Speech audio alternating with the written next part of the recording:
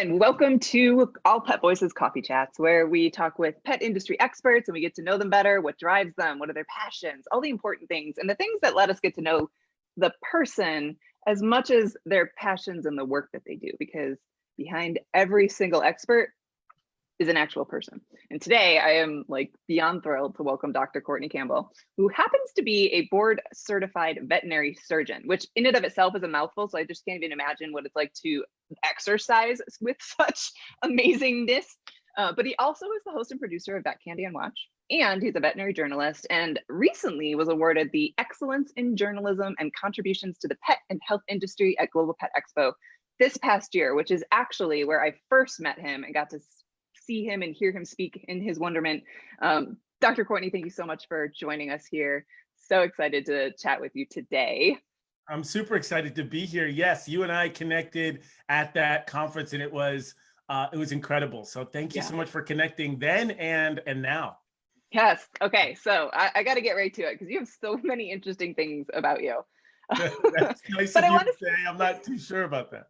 I want to start at the beginning though, because a lot of people who may be watching this right now don't know who Dr. Courtney is or how you got to be Dr. Courtney. And I just have to call you that because I just like it. So let's go kind of back to the beginning, because I do know from doing a little internet research that, you had a few options growing up that you wanted to be like a magician, I know was one. But veterinary was one of them from a very young age. So give us a little story of that first idea to actually making it happen. How'd you do that? First warning, be careful what you find on the internet, right? That's always the biggest warning. But the internet is forever. But I, the journey towards veterinary medicine was really interesting for me. I think it started in the root of why I think everybody should be interested in veterinary medicine, and that is the medicine itself. I think that there really should be this strong affection towards the medicine, and then you can figure out what model you want to practice on. If you really love animals, then you can practice medicine as a veterinarian. If you really love people, then you practice medicine as a physician. And I like feet, be a podiatrist, whatever the case is. I think that the focus and the determination, the motivation should be towards the medicine. And I figured that out through actually a crisis. I was actually having an asthma attack, and I was talking with the doctor, barely able to breathe, feeling like I'm an elephant sitting on my chest and like I'm breathing through a straw. And the doctor's explaining to me what's actually happening at the level of my lungs. He's saying, hey, Courtney, you're going through something called hyperconstriction, hypersecretion, where your bronchioles are getting really skinny and they're producing more fluid. And any ordinary person who's experiencing that, who feels like they are suffocating and they can't breathe, would be panicking, hearing this news. And I just started to smile. I started to smile. Of course, I was concerned that I couldn't breathe, but I was smiling at the fact that he was explaining to me from a pathophysiology standpoint or from a physiology standpoint, what was actually happening in my lungs. And then I realized, okay, I really have a true affection towards medicine. Now, like you alluded to, I had other interests. I really loved cooking. I wanted to be a chef. I also loved magic. I wanted to be a magician. And for some reason, my parents sort of guided me away from being a magician. I have no idea why. They looked at culinary arts and veterinary medicine as being more bona fide careers. No disrespect, no shade to any of the magicians out there, but they just felt like that was more their cup of tea. And I gotta be honest, when you're experiencing a crisis mode and you're able to help in any way, and then you do sometimes feel a little bit like a magician, because really Mother Nature's in control. We are just here to help, see if we can guide and get some therapy and a cure and treatment. But I am always cognizant of the fact that at the end of the day, biology, Mother Nature's truly in control. That is so true. And I can, how old were you when that happened, by the way? Oh, I think I was 11. I was 11. So it was a little bit later. Now, obviously I had early contact with animals. I grew up in Connecticut, basically in the woods, right?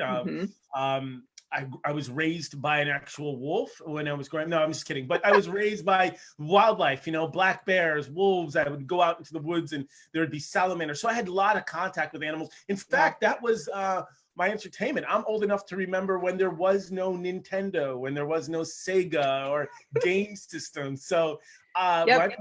my parents said to me, hey, you want entertainment, go outside. And that's when it really started. That I can relate to. I will say I always wanted to be raised by wolves. I just thought that was super cool. Yes. Well, yeah, I still eat with a knife and fork for anybody who's wondering out there. Yeah. That's good. I'm glad. I'm glad to hear that. Okay, so you're 11 years old. You're having this asthmatic episode, and instead of going into panic mode, you're actually getting excited by the content that basically the doctor's explaining to you. And it sounds like he at least did it in such a way too, where you could follow along, right? And it wasn't with terms that were so like, I don't even know what the terms would be, but I know that doctors can sound doctory, right? And some people are like, tell me like I don't, like I'm a 5-year-old because I don't understand. Yeah. But that's amazing that you actually sat there and thought that. And then from there, so you've got this idea, you're intrigued by the medicine. When did you actually start studying it? When did you really truly dive into that? Well, you are alluding to something, and I hope we get back to it in that moment. My 11-year-old brain didn't realize it, but now older, I realize how important communication is, and important as a doctor, communication is. And you and I will talk about doctors in media, doctors in communication. But even at that moment, I didn't quite realize just how important it is. But yeah, the study process, listen, if I told you flat out, hey, Chloe, here's the deal.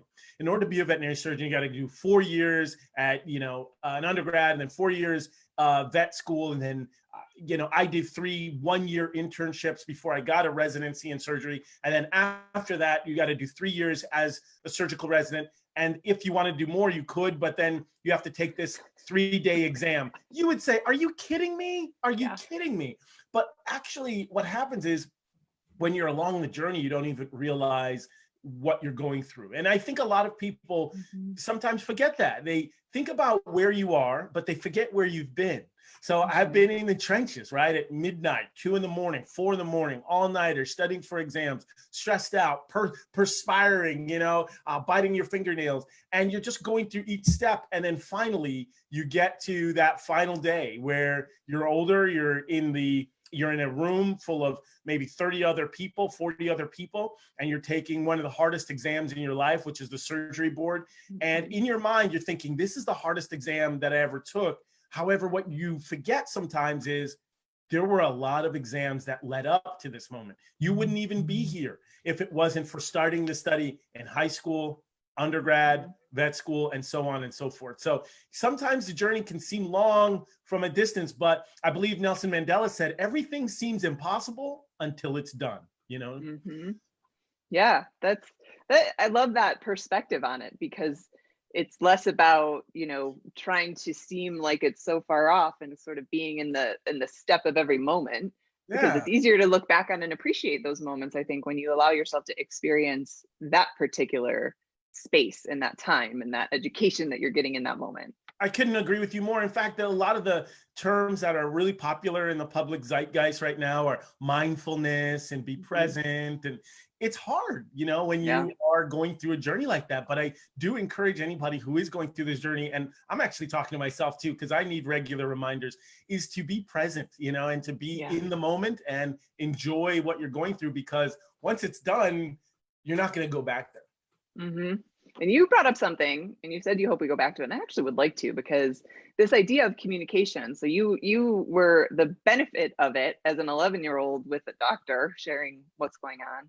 And now you are the doctor, right? And I'm sure you have to talk to so many pet parents who are in the moments when you're needed. I'm sure that's not like, it's not just a normal vet visit. If you're going to a board certified veterinary surgeon, there's something going on. There's something that needs to happen. There's probably concern on the part of the pet parent. And I can speak to that from experience, because my little guy, I was showing him to you before we got on, this little guy here, about 3 years ago, had torsion in his spleen. But we didn't know it right away, right? It took several days to figure it out. And so we went through having IMHA, we went through this vast stuff to figure out where to get to, oh no, this is what it is. He needs emergency surgery, but those couple days in that moment to have to make that decision, which, by the way, that's where I learned about economic euthanasia, which blew my mind. That's a different subject that we could talk about, but I got really lucky. And I will say that the emergency vet that I was working with, who also was the surgeon that operated on him, was amazing and was able to calm me down, was able to talk to me in a very real way. And I imagine you do the same for your clients and the people that come in, and keeping them, you know, calm, because one, they have to be able to stay that way, and they have to be able to listen to you so they can make good decisions. So let's go back to that moment. And that was kind of your first experience with it. What do you kind of account in that moment teaching you that maybe you implement now that you find helps you stay connected to all of your customers? You know, that moment was incredible because first and foremost, I'm so glad that your dog made it through that splenic torsion, because even people listening right now who are, let's say, the uninitiated or maybe unfamiliar, they're like, what the heck is that? But that is first and foremost, it's a pretty rare condition. And so when you have something like that, when you're experiencing something like that, I think communication is utmost, because it is not something that you see every day, and it's not something that vets discover and discuss on a regular basis. And so when it's a crisis mode, that's when every word matters. That's when every sentence matters. And particularly that's when the language has to be nuanced in a way, because you're also dealing with pet parents who are extremely loving and are going through an emotional cascade. One moment their dog is healthy, the next minute they're talking to a doctor telling them your dog, if he or she doesn't have surgery, they're not going to make it through this. And that's a lot to handle. And then you have to understand what the spleen is, where it's located, why it would twist on itself like a corkscrew. Why is all this happening? And you're assimilating all of this information really quickly. And so that one of those formative moments during that asthma attack was where I had to hear a complicated topic, hear him use terminology, understand what the bronchioles are, why it was happening to me, and what are the next steps. And going through that process is something that now I realize how challenging it can be. And when I talk to young veterinarians, when I remind myself in the morning, I try to just stick to simple communications in those raw and unfiltered moments, particularly emotional moments. And I also try to stay structured. At the most raw level, I try to stick to this scheme, which is what, so what, now what, right? And if I can do that, you know, what's going on? You know, your dog is having abdominal pain. So, you know, and the spleen is twisted. So what? Well, having a twisted spleen can cause severe circulatory compromise. Now what? Well, we have to take the spleen out. If I can stay in that structure, and I can get pet parents to follow along with that structure, those three simple steps, then it helps. But it also helps me too, because I can get really caught up, bogged down, and within the emotional cascade that the pet parent is going through, because I care about them too. I care about their pet. And if you get too caught up or hurdled by that communication divide, you won't be able to function. So I think it's helpful for all parties involved to be able to communicate in those crisis moments. Yeah, I love that. What, so what, now what? That provides such a great framework, really, to address what's going on in a way that is answering the questions. Because that's, I think, the hardest part as, you know, the pet parent is I'm sitting there with only a lot of questions. I have nothing to offer other than questions and more questions, you know, and so my mind is just racing, you know, of the what ifs, and what if this, and what if that, and how about this, and what, you know, all of this. And so when you're able to say, okay, so, and actually frame it as though you are acknowledging the fact that I'm in this question phase of all these things that I have no answers for, giving a question to me like, okay, so what does this mean? And then you're answering that. You're actually meeting me at where I am in my head. I try to. And it's challenging too, because I will say something like, yeah, so your dog's spleen is twisted, and surgically we need to remove that. And the next comment I will hear is, so what do we do about the twisted spleen? And so you're thinking to yourself, okay, this is a little bit frustrating. I just said what we need to do. But I realize how challenging that is. I'm talking and giving all this information, and in your head, you're thinking, I can't believe this is happening. I can't believe this is happening. And it causes a lot of that information to go in one ear and out the other. So I remind myself on a daily basis, patience is a virtue. You may have to repeat yourself. It's an emotional moment, so they're not hearing every word. And I mean, there's so many other disciplines that you're talking to people who are experts in other disciplines, just not medicine or veterinary medicine. So if I was talking to some sort of financial guru, he might be talking about a complicated financial instrument. I have no idea. Or if I'm talking to a physicist. So the people that I'm speaking to are intelligent and experts in their respective fields. And that's something I have to keep in mind constantly. Yeah, that's a really great way to approach it, I think. And I was very thankful in my situation that I had the doctor I did. Not saying any other doctors wouldn't be the same way, but I just know the one I got to work with was very reassuring, very bite-sized content. You know, it was like, here's what's going on. Let's talk about just that piece. Okay, now this is the next thing to think about. Let's talk about that piece, so that I could, you know, string them together. So that was kind of what you just said. The what, so now what, or what, so what, now what. He did that framework, whether he realizes it or not, I don't know. But communication is huge, and I'm really glad that you put an emphasis on it, because I think that that's something that is very hard, especially when the patient itself can't tell you what they need or what's going on. Yeah. You know, and it's vitally important in our field because of that extra layer. And I can't, this cannot be overemphasized, that extra layer between the pet parent and the pet. Because if I am talking to, let's say I was a physician or a surgeon, and I'm talking to another human, I say, hey, your appendix is about to burst. It's almost known and accepted that good surgeons or good doctors may not have the best bedside manner. In fact, you know, they say, well, his bedside manner isn't great, but he's the best in the nation at whatever, pick your particular discipline. It's just an accepted form of reality.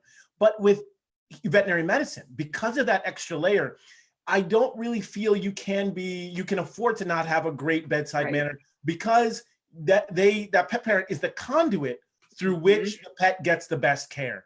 So with doctor patient on the human side, it's direct. Through veterinary medicine, I've got to talk to you, and then you've got to make decisions on behalf of that pet. And that layer, that extra step there, I think is key in why communication is so important. Absolutely. I love that.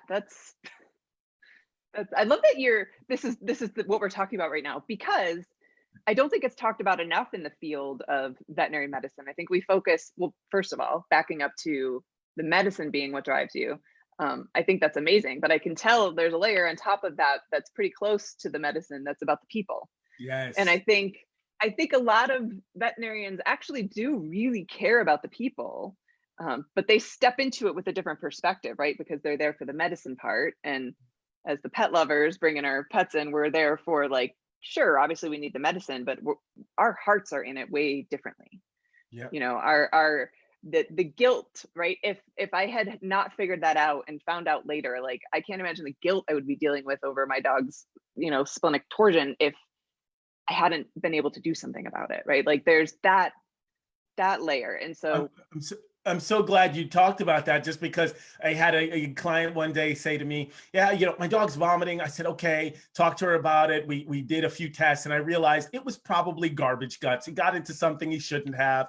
Dietary indiscretion is another term we like to use. And I think everything would be fine if we just were able to medicate his nausea and his upset stomach. She said, Doc, will you please take an x-ray? I said, we can. I'm happy to do that. But the likelihood that he ate something that's stuck in there and obstructed is is unlikely, and probably not the case. And that's for the reason I thought that is for a variety of reasons that we won't get into. And she said, no, will you please take an x-ray? I said, okay, I'm happy to do that.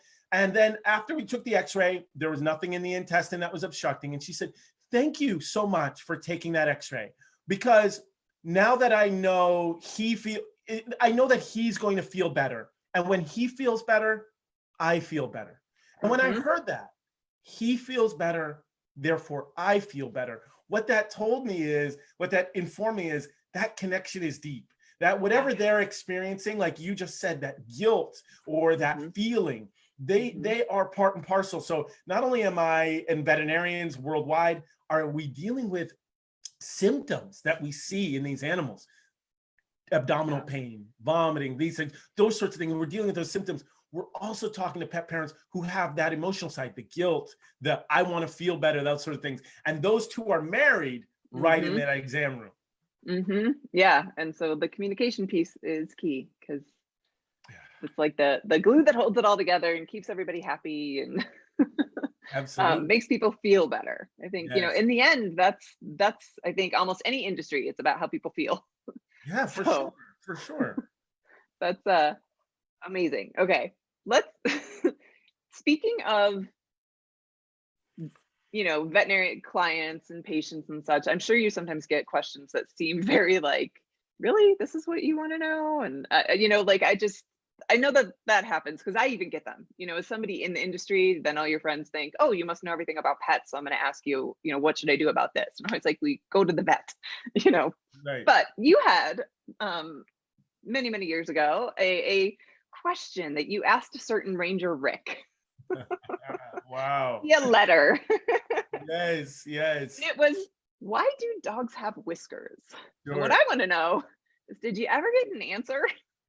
I did, man. Shout out to Ranger Rick magazine. You know, I'm in my bedroom at 11 years old, 10 years old, and I'm getting these magazines and I'm just devouring them. Like, you know, I can't wait to run up to my room and crack open the latest Ranger Rick magazine to tell me all about dogs, cats, raccoons, wildlife, everything. And I was just so fascinated. I mean, for those people who may not know who Ranger Rick is, think of Smokey the Bear, who tries to prevent forest fires, or I don't know. And I'm trying to think of any other icon. Mr. McGruff. Peanut, like, yeah, I'm sorry, who? McGruff the dog. Yeah, McGruff, exactly. Dog. McGruff the crime dog, exactly. So here I am. I can't remember how old I am. I must have been 10 or 11. And I'm writing to a figurative a figurative cartoon, like, who's like McGruff the crime dog. And I wrote, hey, why do dogs have whiskers? It just at the time didn't make sense. And I couldn't believe it. But out of the time of his day, he must have been a very busy, I believe Ranger Rick was a squirrel. And so a very busy squirrel. And he wrote me back. And Ranger Rick wrote me this postcard explaining why dogs have whiskers. And he just detailed that they need to figure out tight spaces. And so they know how small a space is before they put their head into it, because it touches their whiskers and they know, can they pass? Can they make it through? How big is this hole? They just use it like an extra set of antenna. And I just thought that was awesome. And so now, even today, if I see a dog with really long whiskers, or even a cat whose whiskers almost are as long as their body, I'll see this sometimes in Maine Coons and things like that. I say to everybody, hey, look at those whiskers. And they're like, really? Really, Doc? Whiskers? I'm like, they're such beautiful structures, you know? They are kind of cool. I definitely like the dogs or cats who have whiskers that are a different color. So like a black dog or cat with white whiskers. I think that looks really cool. Super cool. And to be like ultra nerd, if you were a dermatologist and you saw the special anchor systems that skin has to anchor whiskers into the skin, and the sensory nerve endings that are actually connected to the whiskers, I mean, if you really want to nerd out, it's really, really special, because they aren't attached to the skin like just a normal hair follicle. I mean, their biology has created some really interesting mechanisms to keep them in there. And so you realize just how important they are. If you're a groomer out there, or you're a home groomer and you clip one of these whiskers, that's no bueno, because they can feel everything. So be careful about trimming whiskers and stuff like that, because they definitely serve a purpose. That's very good to know. I don't know that I've ever tried that, but I can imagine some people have. Right. You know, I'm sure there's like this, that's too long, let's trim it down, and not realizing what they're doing. Right.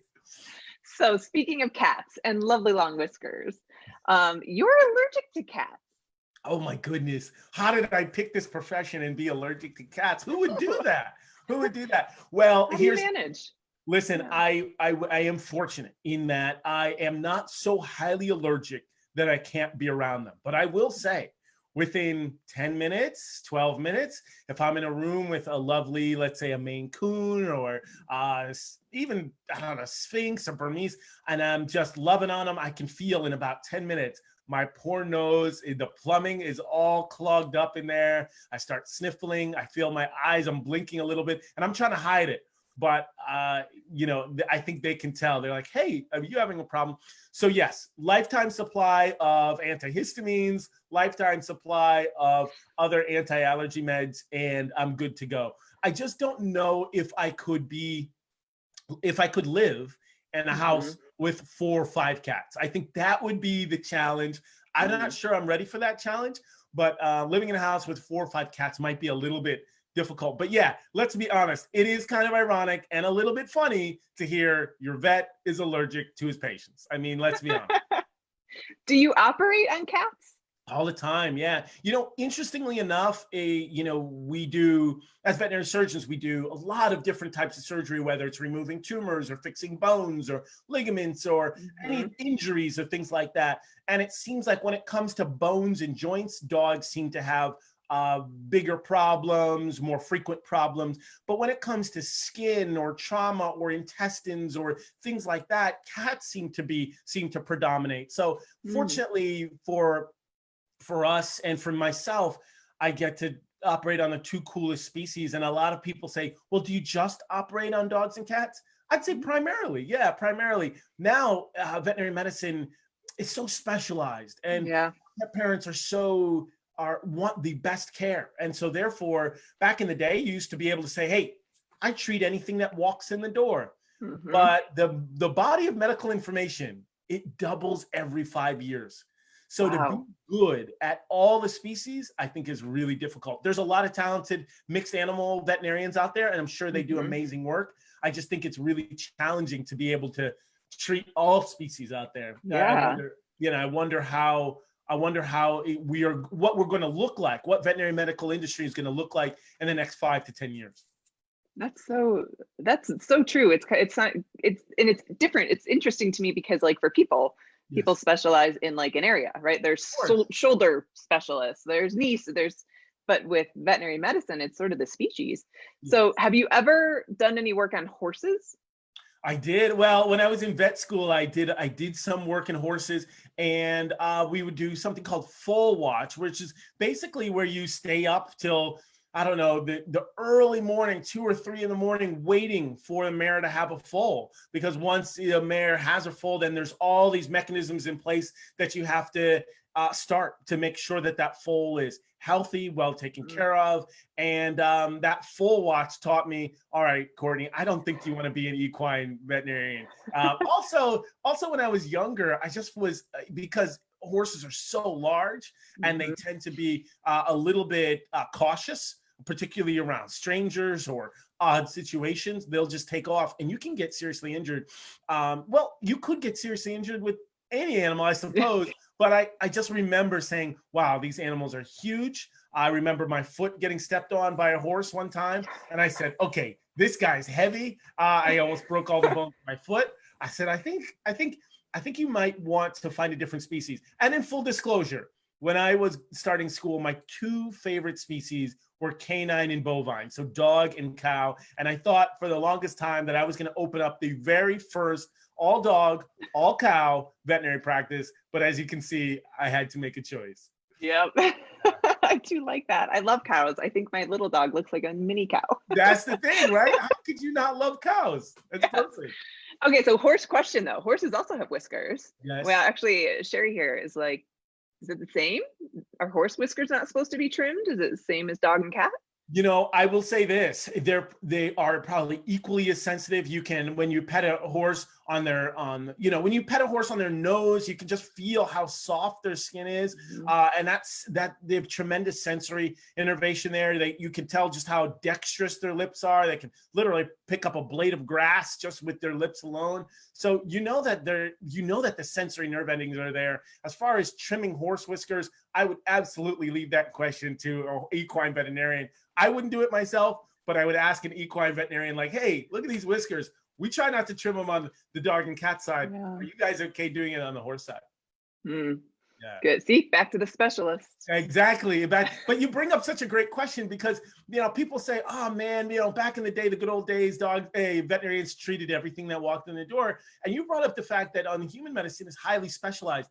human medicine is so highly specialized that if you know, I believe my sister had a shoulder problem and she had a labral tear of her shoulder, and she asked the shoulder surgeon about her knee, and he said, oh, I'm sorry, I don't do knees. You know what I mean? So even just an orthopedic surgeon who does joints, he said, I don't do knees, I only focus on the shoulder. And he said, to be honest with you, I'm actually right-handed, so I'm really good with the right shoulder. Now, of course, he was saying, he was tongue-in-cheek, of course he also operated on the left as well, but what he was telling her is like, things are so specialized, who knows where we'll be in the next 15 years. You may just have right shoulder surgeons and left shoulder surgeons. Oh my God. Which would be crazy, because on the veterinary side, we're still miles away from that level of specialization. I do. Until my dog got injured, I didn't realize the depth of veterinary specialization. I knew it was there, but once he was injured and he had to have that surgery, he's had a whole, he's managing, we're doing okay, but he's had a holistic complication. So now we have like an internal medicine specialist, and we have, you know, like all these other other specialists, and I'm just like, wow, it blows my mind. You hear that all the time. Wait, so I'll say, yeah, there's hey Courtney, what do you think of this eye problem? And I'm like, well, this is what I think, but you probably want to see an ophthalmologist for that. And you'll actually hear them chuckle because they actually think that I'm joking. Yeah. Like, no, you probably want to see an ophthalmologist. And after the chuckle, they see that I'm not joking, and they'll say, wait, there's a doggy ophthalmologist? I'm like, yes, the veterinary ophthalmology is a discipline that's been around for a very long time. And just like veterinary surgery, internal medicine. And they're like, oh, okay. So not only are people surprised at the degree and the extent and the latitude of veterinary specialization, but let's take a step back. There are people who don't even know that these specialties exist. So I think that's really important to emphasize. Yeah, absolutely. And it's great because it's, I think, allowing that specialty so that when you are talking to that, like when I talk to my internal medicine vet, she is so versed on anything and everything I need to know related to my dog's GI stuff. Like, you know, and so it's easy to have very in-depth conversations with her about his one issue, which is different than if I go to my regular vet and they're not specialized in that, right? They've got some ideas, but often they'll do what you did and say, you should really see a specialist. Sure. And what's interesting is that every level of the pet health industry is dedicated towards the ultimate goal, which is improving pets' health and wellness. For instance, Chloe, I look at you as being on the front lines. So when people come to the veterinarian, they know that it's going to be a deal, right? You got to schedule an appointment. There's going to be a cost involved. It takes time and everything like that. Or I could just call Chloe and say, hey, what do you think of this? What do you think of that? And then you say, well, I think you probably should see a vet. You go, okay. Next level, they see their primary veterinarian. The primary veterinarian says, that's not something I'm comfortable with. I think you should see an orthopedic surgeon. And then they come, and so I talk to them. And if it's super complicated, sometimes I'll send them to a university where I know that there are surgeons there who deal with something that's a little bit out of my purview. Or, let's say I know they do a lot of total hip replacements at this particular university, I'll send them there. So my point is, along every step of the way, there are people like yourself who are dedicated towards pet health and wellness. But I'd say the people on the front lines, like you, I think are the most important, because that's who people seek advice and counsel and information from first before they'll ever come to see a veterinary surgeon. Yes, that's so specific story to that, because just the other day I'm in a local Facebook group for our community, and somebody goes and puts in there that they think their dog is having a stroke and they need to go to the vet, but they didn't realize that it would be an ER visit and their vet wanted to charge so much. Is there anywhere else they could take them? And of course, half the people in the group kind of pounce on it, going, get your dog to the vet. Don't worry about the cost. You're going to, And I was like, whoa. Like, this is not helping. She is obviously concerned because she's coming somewhere to seek information, right?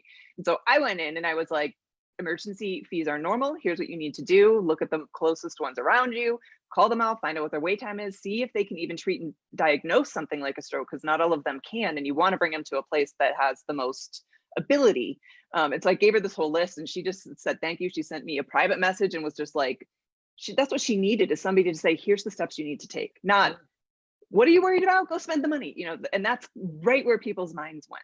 Yeah, just empathy, Chloe. You Yeah. have it, and that's tough sometimes because you don't know what people's particular situation are. Let's talk about some hard truths, some hard realities of veterinary medicine. And that is, at the end of the day, it is still discretionary income. Although you and I don't look at it as discretionary, like it's a family member. Of course you have to. There are not, that's not the consensus around all pet parents and all pet owners. In fact, there's statistic that I've heard tossed around, and again, I think this needs independent verification, but is that 25%, 25 to 30% of dogs who need care get it. So sometimes if you're in the pet health industry, or if you're a veterinarian and you're a veterinary health care provider, you can sometimes get caught in your own bubble thinking that all pets, when they need medical care, they get it. And the reality is that is not the case. Even to the most dedicated pet owners, pet parents, and animal lovers, they can become financially bereft, which prevents them from actually seeking care. So that position you came from, which is one of empathy, I think is so beautiful. And I'm so glad that she sought your advice, because everybody out there should have their veterinary emergency hospital number on their refrigerator. And just maybe a list of 2 or 3, because you stated so correctly, they may have a neurologist on staff.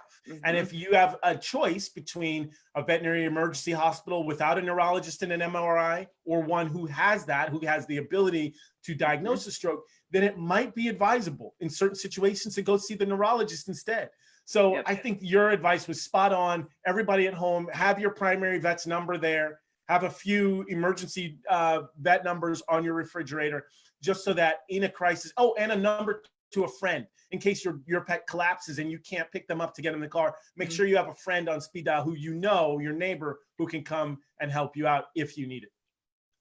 That's amazing advice. I think I need to do that, because I do have our vet and an emergency vet, but that's it. I need more. Yeah, well, listen, if you ever need help, you call. I will come from California. Yes. I might take advantage of that, just so you know. Please.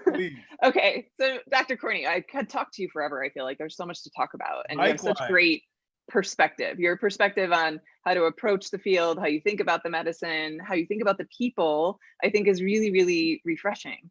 So I want to close with a couple things. One is that you have other ways that people can follow you. You have some podcasts. Yeah? Yes. What are your podcasts? Tell us about your podcast. Most recent one is Anything Possible. And Anything Possible is literally talking about what you and I are enjoying right now, is that everything is possible through the prism of animal health, animal wellness, or just animals in general. We talk about everything from pet tech. We talk about, obviously, the latest crisis in regards to the pandemic. One of the latest episodes, we talked about how llamas or potentially one of our best friends in the fight against coronavirus. I had an opportunity. There we go. There's a llama right there. I had a chance to talk to the AVMA president-elect, American Veterinary Medical Association president-elect, about the social justice and issues of race within veterinary medicine. And we just talk about literally everything. My previous podcast was called The Dr. Courtney Show, and that was really focused on infectious disease, which is interesting, right? To have somebody who's a surgeon who's also interested in infectious disease. I don't know why, but I really am. But so yeah, those are the 2 podcasts. I encourage everybody to check them out, because we're starting to experiment with something and adding a little bit of a video element too.